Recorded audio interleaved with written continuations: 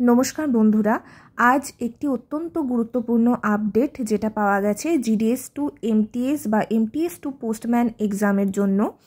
সেটা হলো যোগাযোগ ভবনে আজ কোনো একটি সংগঠনের তরফ থেকে জমায়েত ছিল এবং তার ফলশ্রুতি স্বরূপই বলা যায় যে আগামীকাল অর্থাৎ 24-12 তারিখে রিক্রুটমেন্ট সেলের সাথে যারা যুক্ত ছিলেন যোগাযোগ ভবনের সেই সমস্ত কর্মীদের ছুটি বাতিল করা হয়েছে এবং এটা পরিষ্কার করে উল্লেখ করা হয়েছে যে এলডিসি এক্সাম, পোস্টম্যান, মেলগার্ড এবং এমটিএস এক্সামের জন্য যারা এই রিক্রুটমেন্ট প্রসেসের মধ্যে যারা যুক্ত আছেন তারা যেন অবশ্যই অফিস অ্যাটেন্ড করেন।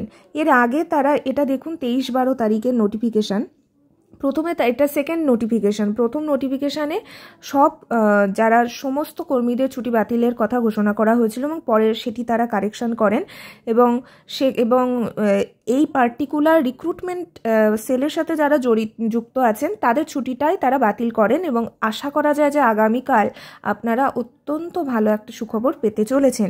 সেটা টেস্টের লিস্টই হোক বা এমটিএস এক্সামের ফলাফলই হোক, কিছু একটা রেজাল্ট আপনাদের আসতে চলেছে। অন্তত কাল যদি নাও আসে, অন্তত আশা করা যায় যে শুক্রবার বা বৃহস্পতিবারের মধ্যে কোনো আপডেট অবশ্যই আসবে এবং দেখা যাক যে সেই আপডেটটা আপনাদের এই 1 জানুয়ারির আগে জয়েনিংয়ের জন্য কতটা গুরুত্বপূর্ণ। তবে এই একটা সপ্তাহে তার মধ্যে আবার 25শে ডিসেম্বরের ছুটি, হয়তো কোনোভাবেই 1 জানুয়ারির আগে জয়েনিং সম্ভব না। তবুও হোপ ফর দ্য বেস্ট এবং বেস্ট অফ লাক সেই সমস্ত ক্যান্ডিডেটদের যারা এই পরীক্ষাটি দিয়েছিলেন। ধন্যবাদ।